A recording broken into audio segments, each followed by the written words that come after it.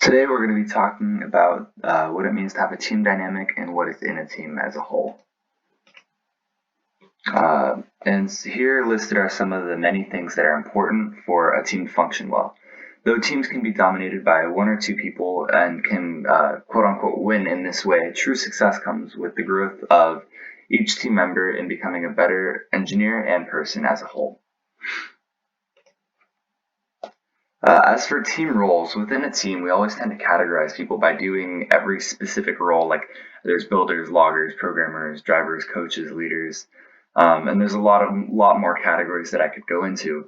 Um, and those that aren't assigned to you in the beginning of the year, regardless of if it's something that you're good at or not.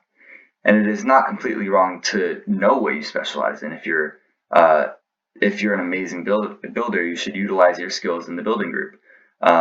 Where this can go wrong is when people are limited from doing something else. Let's say a builder wanted to learn some programming. This is where everyone is allowed to branch off and try new things. Everybody has the thing that they're good at, the thing that they can teach to others. But it's important to learn as much as you can. This applies to all roles. Additionally, I also want to talk about what it means to be a logger or a notebooker and what they actually do, because obviously the logger works with the notebook and all of the team documentation. However, this does not mean that they write all of the logs. That's not how this position really works. They're actually organizing what gets written, like how many pages, going over the criteria on the design rubric, and this is the person that does the action or the building, programming, and drive practicing is the person that should write the log on that. For example, if Billy builds a 6-bar, the logger would ask them to write a few pages on what it looks like, why they built it, and some other information. The logger then makes sure everything was there and adds certain details necessary to just clean up the log before they put it in. It's not actually the logger that's actually writing out this page. For the group meetings and expectations, this is kind of a big one to help manage your time, and they need to be productive. This is the only time when your team gets to design, build, program, and practice, and you will find that you're often short on time when preparing for a tournament. This means that meetings should be professional. If you keep the goofing off to a minimum, you will find that you can still be productive while having fun. This means that there's no playing games when you could be working, no talking to other teams for odd reasons or distracting them, and knowing that there's always something that you could be doing, even if you think that you've finished everything for your team. Just figure out a way you can help during the build process, or either by helping to build, prototype, or log.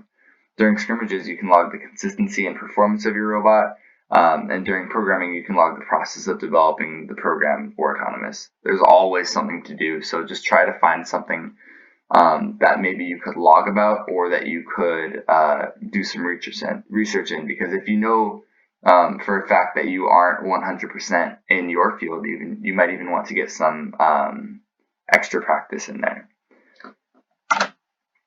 As for the team communication, it's essential to make sure that your team has a form of quote-unquote group chat between all of you in order to make plans when not all together. You can use text messages or any other method that your coach approves for you guys to talk to each other.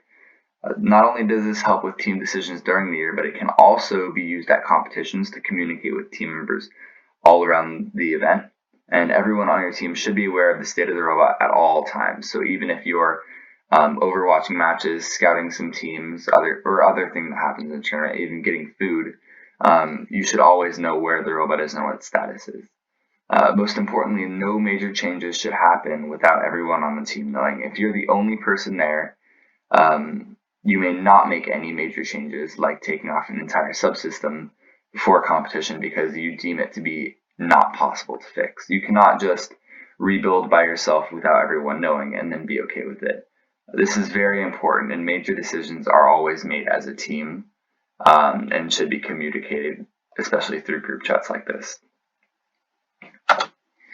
For group decisions, when making a decision with the team, it's very important that everybody's opinions are heard and equally weighted. It is important that decisions are made by group consensus instead of just the opinions of one or two of the members. The new members' opinions are just as important as the experienced members, even as somebody that has never been in VEX before.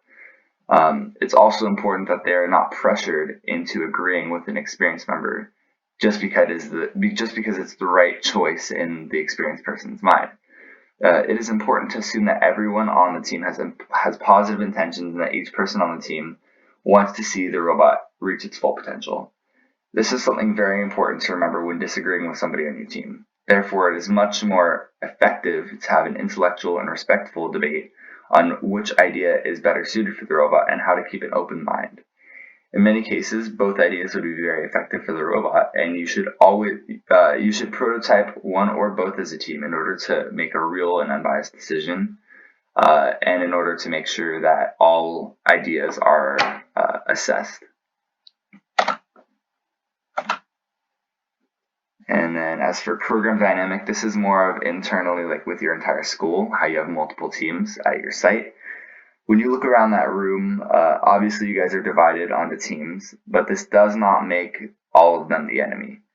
Things like hiding or giving off bad advice is prohibited in a robotics environment. It's toxic.